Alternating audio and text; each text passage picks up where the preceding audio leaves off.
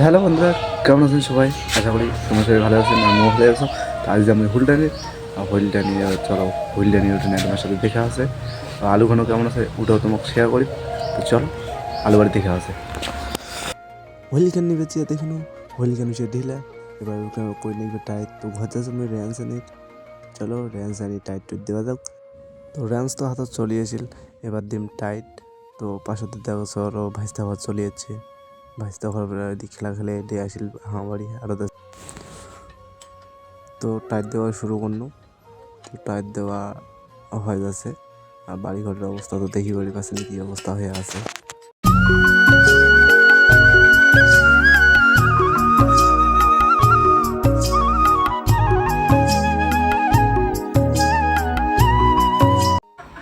তো টাইট দিয়ে দিতে দেখে কোনো হাঁসগুলার আঁকা আঁকা বাড়ি হাঁস আছে, অবশ্যই কমেন্ট করে জানাবেন।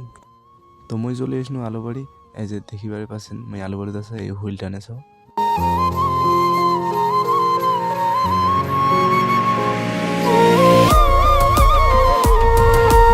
আলু অবস্থা খুব ভালোই আছে, মোটামুটি গাছগুলার বয়স হইল 20-25 দিন, আর হুইল 2বার টানা শেষ। তো বন্ধুরা, ভিডিও আজকে আর এতটুকুই। আর ভিডিও কেমন হয়েছে অবশ্যই কমেন্টে জানাবেন।